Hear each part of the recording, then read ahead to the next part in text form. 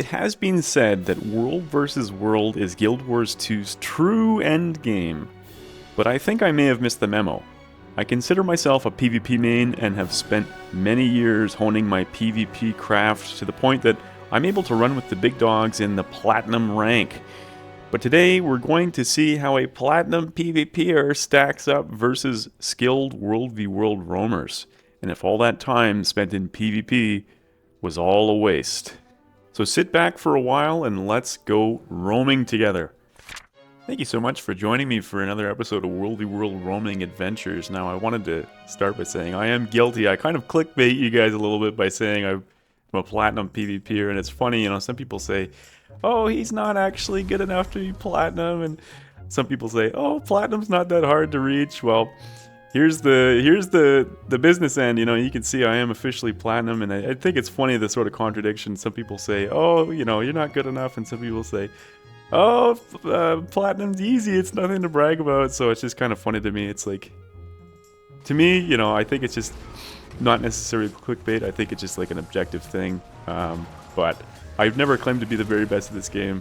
I just am able to reach that rank in PvP, which is my favorite mode. So, first clip of the day here, off of the start. I'm on Power Herald, of course, and as you can see, I started with his Scourge, and this quickly kind of ballooned out of control here, and a whole whack of people showed up, and so I kite away by teleporting onto the Eagle, and then I continue running until I am left with only 2 remaining here, and I see that the Dragon Hunter is kind of overextending, and he's used his Tether, and there goes his Greatsword 2 and 4, so I know he's used most of his cooldown, so I go for a burst on him, change into Shiro, and then use some sword skills and keep him targeted. As you can see, he's quite low. My previous burst was pretty effective on him, so now I'm just going to gather some energy and go for another burst here, wait for my teleport. Teleport comes up, so go ahead, teleport, sword 2, and legend swap gets the down on him.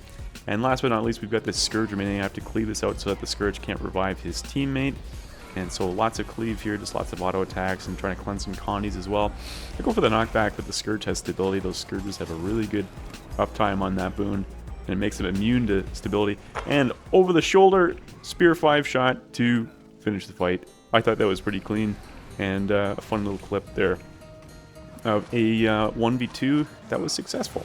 So I've been really enjoying the Spear. The fact that you can cast most of the skills behind your back like that gives it a really nice element of quality of life. It's kind of a best-in-slot weapon for Rev, whether it be a Condi build, a power build, probably not a support build, but any sort of DPS build, you're looking to bring that Spear, and so I thought, you know what, let's try it in World v World, and man, I was not disappointed. It's very fun.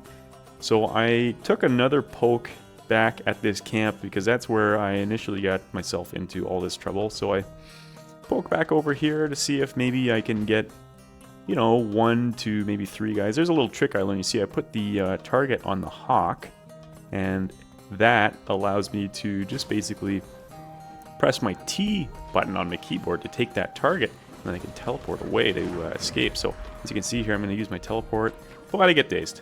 So that didn't work. So I'm going to try for it again here, and it doesn't work. So I'm just going to try to instead kite with my own 2 feet and just walking around here. Little Spear 4 behind the back to pull them off of me while I'm running away. I still have the ability to target that Hawk and teleport over to it, which is what I do. I press T to target that, and then I go. I think they're wise to my decision here, and they kill my my friendly neighborhood Hawk there. Very sad. So this is just an example of kiting and surviving outnumbered here. I don't even know how many are on me, maybe 4, 5, 6 people.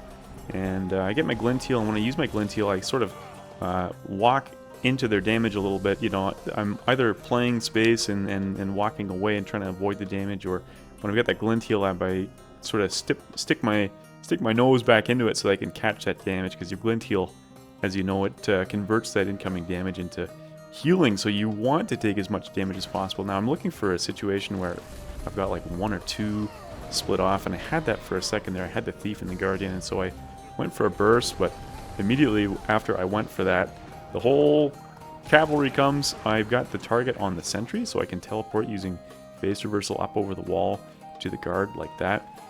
Unfortunately, they are wise to my tricks. I've done the same thing so many times in a row that they are expecting it, and so they know exactly where I'm going.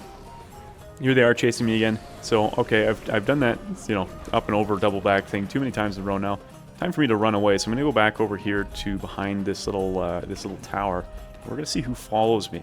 So I had a huge number of people on me, and there's 2 on me, and one of them turns away. So now I've just got 1. So really successful kiting. I've just got this God of World Be World Guardian here for a 1 versus 1 fight, and go for the Spear 4, but he blocks it. These Guardians have a lot of blocks, of course. Blocks Spear 5 as well. I've got my Glint Heal, so I can be a little bit aggressive and trade damage with him. I'm going to look for his big combo with my Glint Heal.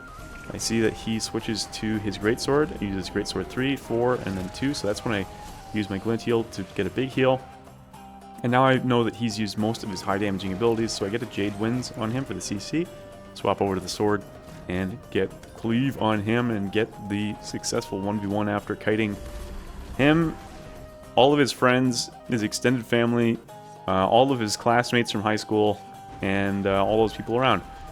But I had to include this clip as well, of course, because, you know, it doesn't always work. You see, I try to teleport out and I get stunned. So I go for it again, try to teleport out, get stunned again, and then I don't have my Glint Heal up, and there's about 100 guys on me. And this is kind of the reality, you know, I include the fun clips, you know, the ones that are successful, but for every successful attempt, there's definitely 1 or 2 fails that don't always get shown. So just a fun little couple clips there that I thought that I would start the video with. Now, off respawn, we find ourselves a Dragon Hunter, and this clip is going to be an example of karmic retribution, and if you're not familiar, that's the concept of basically what you put out into the world is going to find its way back to you. I'm going to do something a little bit bad here, so you're going to have to please forgive me. As you can see, we're dueling, me and this Dragon Hunter, of course, at the duel island, and then a teammate comes in, a Necromancer. And at first I kind of put my weapon away and go, whatever. But then I lose my better judgment and decide to just gank this Dragon Hunter and just kill him, which is bad. You shouldn't gank people, especially on Duel Island there.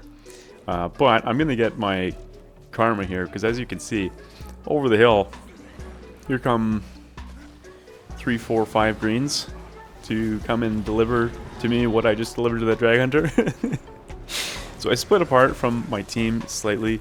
I've got 3 of them on me, but that shocking aura is really, really punishing me. See, I hold my heal there because I'm pressured, but like I'm not gonna die. So I hold my heal there. I teleport out using my face reversal after targeting the River Drake, and that gets me a little bit of space. So I lost 1 friend. He went down. I can't necessarily blame him. That's a lot of enemies there. And a little bit of a burst of the Mirage, get him low, but he's in so many of his teammates that I'm not sure that I'm going to be able to get that kill. I have to pop my heal at that point because I got caught in the Dragon Hunter Longbow 5. I'm going to try and use my mobility to kite away and hopefully survive this situation. A little Spear 4 blind behind the back without looking to hopefully just drastic measure to get some of them off of me, hopefully.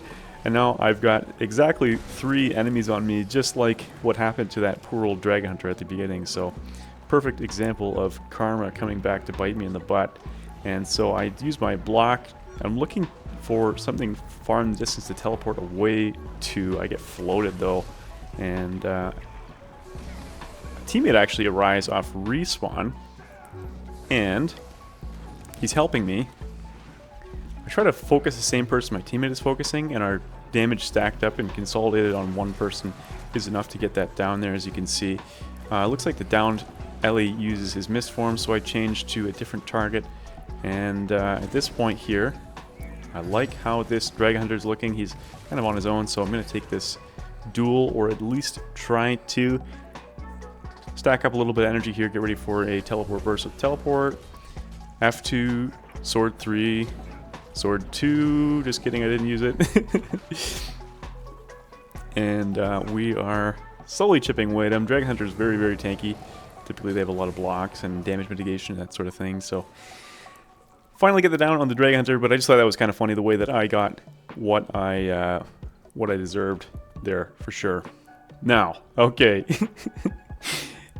Here's a funny one, or funny in by my standards at least. So I'm running around and I encounter this this beautiful young mechanist here, and I decide let's go for a duel versus him. So get the knockback, and over the horizon comes this warrior. There's a teammate who joins this fight momentarily, but there's a passing blue Zerg, so my teammate runs away to safety, of course. Very reasonable thing to do. Now, I've got this warrior here, and I'm dueling him. The Mechanist has kind of flown the coop, but he's not far. I don't hit the full counter, dodge the Greatsword 3, and I'm just going to get some cooldowns and get a burst onto this warrior here, at least try to. My Jade Winds gets dodged, sadly, so I have to swap Legends to Glint. See those little noodles? That's the NG trying to pull me with the magnet thing from his toolkit, so I need to dodge. There's the warrior's tether as well. So there's the noodles again. You can't get pulled by the NG. That time he actually got the pull on me. I was unable to dodge it in time here. Don't hit that full counter. Wait until the full counter is gone, and then I do a burst on the warrior here. He's down to 14% health. I'm just staying aggressive on him. And he's so low, I think he actually hit 1% health there for a moment, but I just could not get the down in that situation. He was kiting really well around this wall here, and I don't really do any like condition pressure or anything. I didn't really have any damaging conditions on him or anything like that, so pulled by the NG again, of course, because that's good and cool. Warrior tether pulls me, but that was my own fault, honestly. Dodge that Bull's charge from the warrior. And you know what? I think I may have made a mistake in general here in this fight. I think looking back, probably the Mechanist would be the one to focus first, perhaps. I'm not even sure. I don't really have a lot of experience fighting Mechanists outside of a PvP environment, because in PvP they're not particularly scary or notable, but yeah, in World v World, you have a lot more variance in your build, and you can kind of take just about any spec and really juice it up and make it strong here. So, a little bit of a kiting situation away from these two guys here, and then sadly, I think a third one shows up, a third green shows up, an Elementalist, in just a second here, and that's going to spell my demise. And I'm going to let the audio play, because I thought it was kind of funny, my reaction to this. I was so devastated. Oh, I almost won that one. Yeah, I know I was watching. I didn't want to say anything, but I was like... Big shout out to my lovely wife. She's my moral support when I'm getting absolutely wrecked on this game, such as now.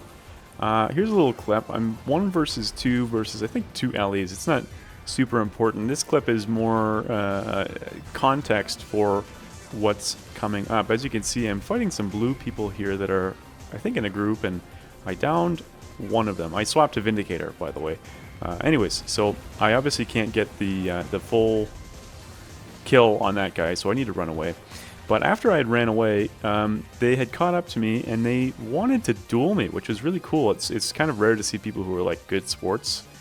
So anyways, check this one out here. This is for my montage. You ready? This is me getting absolutely annihilated.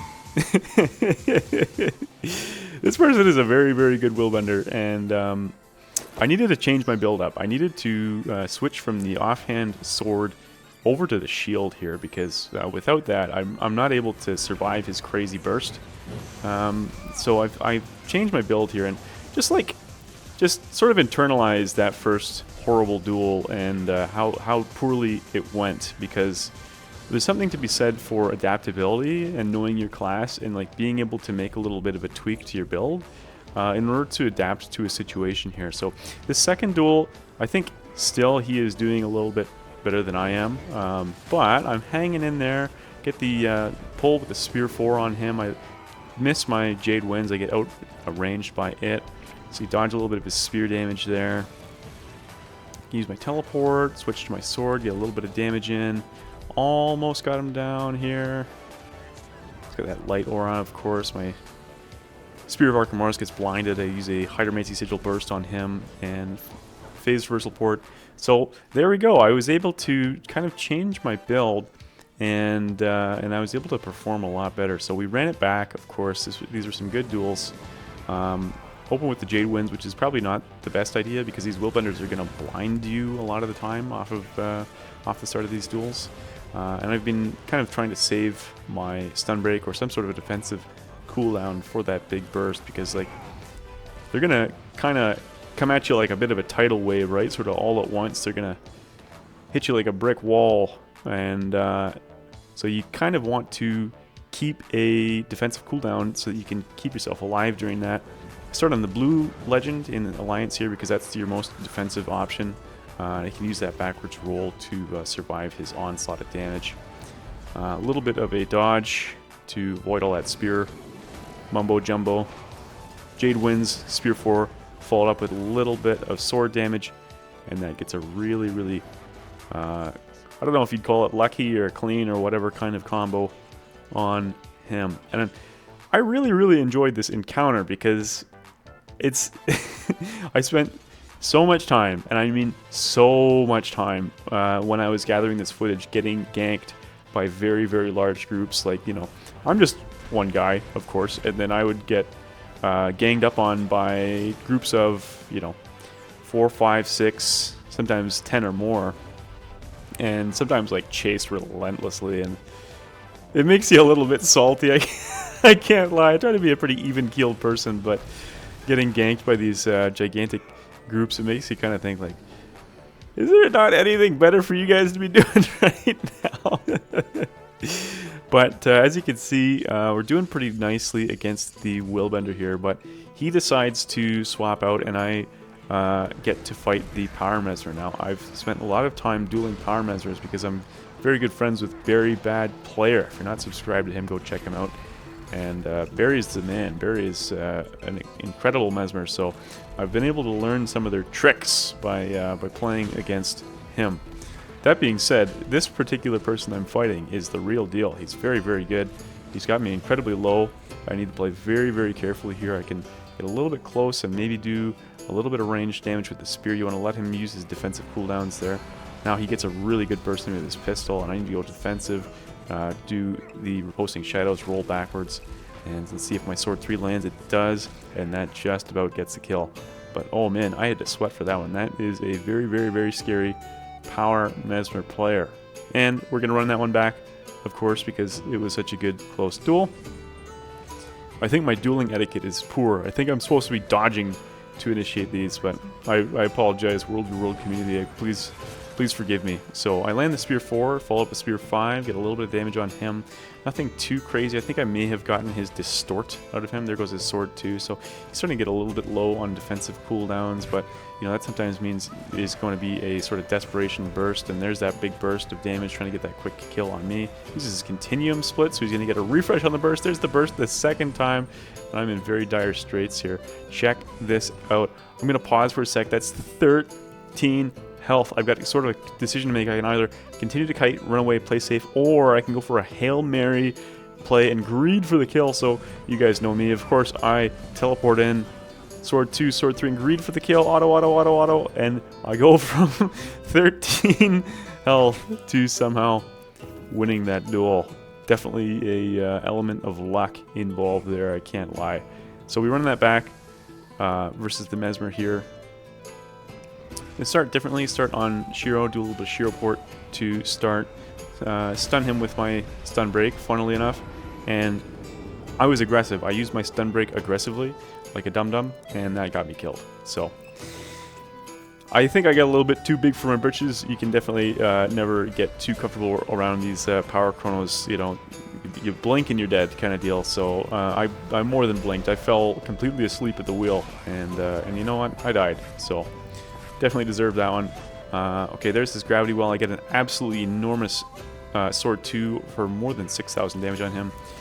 Teleport in, and a couple very strong autos. Finish that one off, and at this point I'm thinking, okay, you know, I've had a good time dueling you guys, but I'm going to move on. So I do a little salute, and I go on my merry way. But I thought that was a really cool clip. It's rare to run into people who are both good sportsmanship, and also very skilled at the game. So big commendations to that group of blue roamers there. You guys are absolute legends. Our next clip here, I need your opinion. I don't know if this counts as a 1 versus 3 or not. So I'd like for you to watch and let me know here. I am just capping a sentry all on my own. This is the next morning, by the way. This is early in the morning. I got up and played a little bit. And I encountered this Willbender here. So obviously dodge his burst, dodge this spear stuff using my shield 5 to block a lot of it. Now there's an Elementalist in as well, but to me the Willbender is the scarier of the two, so I focus my damage, Spear of Archimedes, and then Spear 4 onto him. He does get away, so I'm going to dodge a little bit of damage here. Ports in on me, kind of a waste of my dodge here, but swap to my sword, and that gets the down of the Willbender. Now we just need to focus the Elementalist, who is just by his friend, and a Jade wins into some auto attack damage, gets the down on the Elementalist. So that's 2 downs, and I just got hit from behind. I got feared from behind. I turn around, and I notice there is a Reaper back there, God of World v World. So I need to quickly switch targets over to him. Face reversal in, Spear 2, Jade wins, Spear 5, big sword damage, and I get the 3rd kill. He logs. So I don't know, does that count as a 1v3? Maybe? No, probably not. But I just thought that was a cool clip. Pretty proud of that one. And hey, look at that. That is actually our final clip of the day. So thanks so much for watching. Greatly appreciate it. War Pigs, my PvP and World v World guild, is linked down in the description for absolutely anybody to come and be an active member of, so feel free to come and join. I'm going to link a few of my friends' channels in the description. Please go and check them out. And that is all for me for this week. Thanks so much for watching, and we'll see you next week for another video. Thanks. Bye.